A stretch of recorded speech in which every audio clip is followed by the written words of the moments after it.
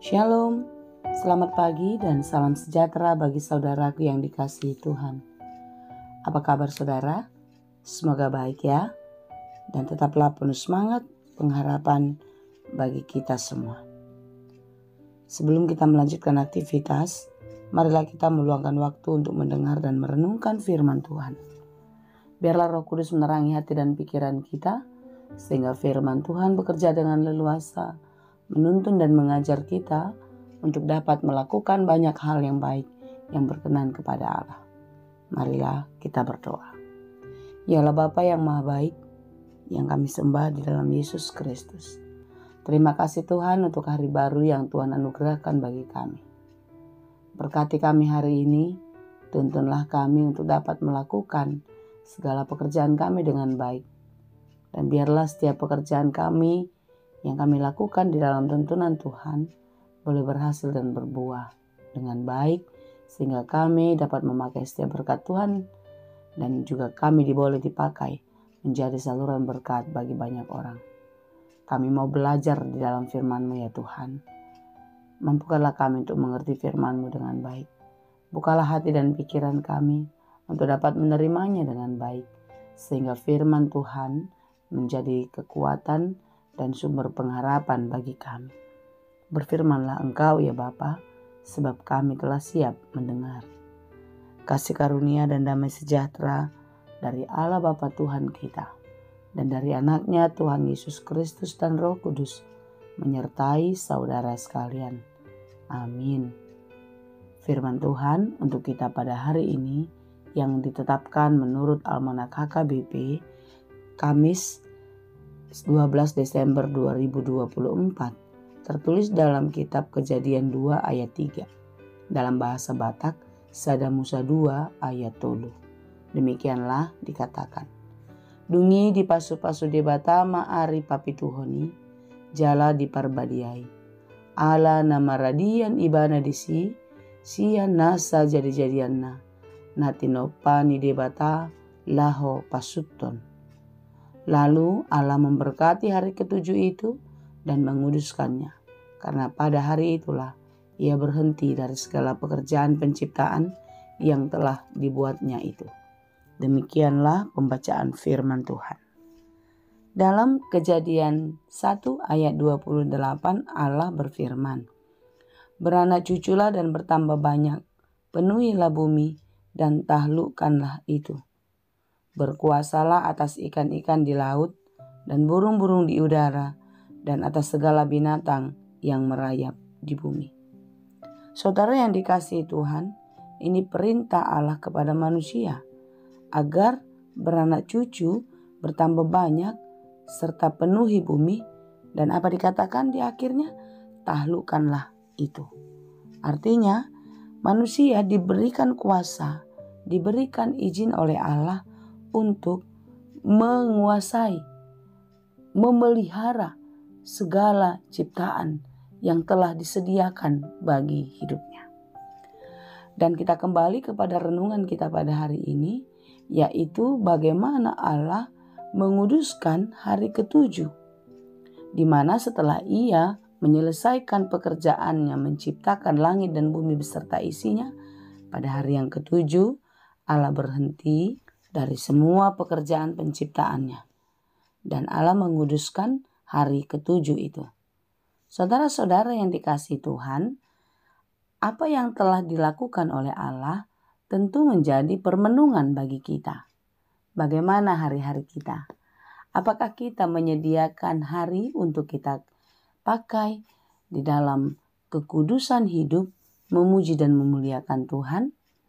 Tentu renungan ini sangat jelas sebagai perintah kepada orang-orang percaya, agar setiap orang yang beriman, orang yang percaya, berhenti dari pekerjaannya dan menjadikan hari perhentian itu adalah hari peribadahan kepada Allah secara khusus di tengah-tengah kehidupannya. Apakah kita tidak bisa beribadah kepada Allah di hari-hari yang lain? Tentu bisa. Tetapi lihatlah sebagaimana yang diperintahkan Allah, termasuk di dalam hukum Taurat yang ke-10 yang diberikan Allah kepada bangsa Israel melalui Musa. Tentu kita harus mengingat dan menguduskan hari Sabat, Karena di dalam 6 hari bekerja, hari ketujuh adalah hari Sabat. Hari Sabat itu berarti hari perhentian dan berdoa serta bersyukur atas penyertaan Tuhan di dalam segala pekerjaan kita dan di dalam segala kehidupan kita. Saudara-saudara yang dikasihi Tuhan, apakah tujuan Allah berhenti dari segala penciptaannya? Apakah Allah membutuhkan istirahat? Dia memerlukan energi untuk melakukan pekerjaan yang baru lagi? Tentu bukan itu jawabannya. Tapi dari sini kita semua mau belajar bahwasanya kita harus merayakan sukacita karena kita telah menyelesaikan pekerjaan dan kita bersyukur kepada Allah serta mengagumi dan mensyukuri setiap ciptaannya dengan sempurna. Oleh sebab itulah kita memuji, berdoa, dan terus memuliakan Allah. Saudara-saudara yang dikasihi Tuhan, jika Allah saja yang maha kuasa, yang empunya segalanya pun berhenti dan beristirahat, bagaimana dengan kita? Apakah kita bisa meneladani ini semua? Mari kita merenungkan. Hari-hari kita begitu banyak tersita oleh pekerjaan kita.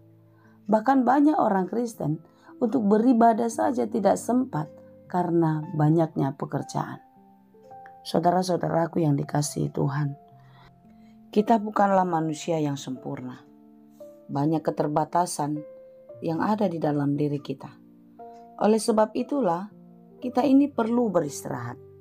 Kita perlu mempersiapkan diri untuk mengumpulkan energi yang baru lagi untuk kita boleh melakukan pekerjaan kita dengan baik. Karena memang Tuhan tahu kita ini bukanlah sempurna. Kesempurnaan yang telah dijadikan Tuhan dalam hidup kita telah rusak oleh karena dosa yang kita perbuat di dalam kehidupan kita. Manusia diberi kuasa. Manusia diberi tugas, mandat oleh Allah untuk menguasai dunia ini. Artinya kita diberi kuasa, kita diberi tugas untuk mengelola apa yang telah diciptakan Tuhan. Kita pakai dengan baik dalam kehidupan kita. Manusia terdiri dari tubuh, roh, dan jiwa yang terbatas. Semuanya ada limitnya.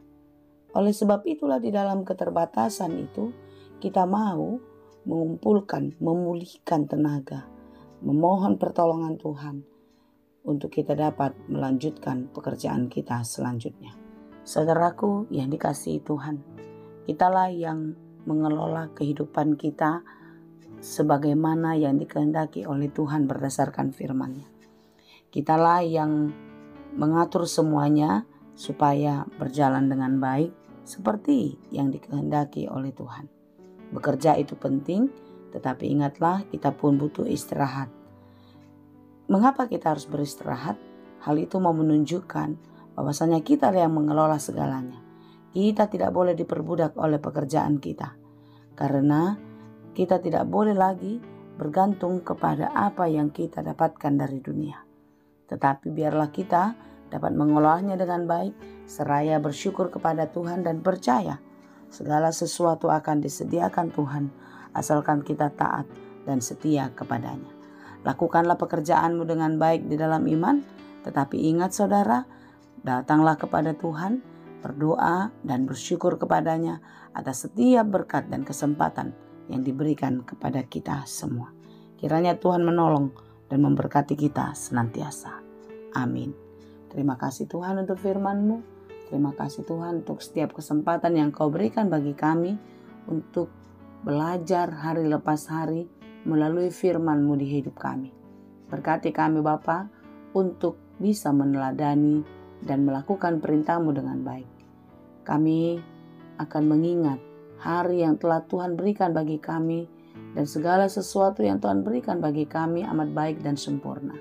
Oleh sebab itulah kami harus meneladani apa yang telah Engkau kerjakan, yaitu dengan memakai semuanya dengan baik untuk kemuliaan Tuhan. Ajari kami untuk terus bersyukur atas hidup kami, dan di dalam rasa syukur itu kami memuji dan memuliakan-Mu senantiasa.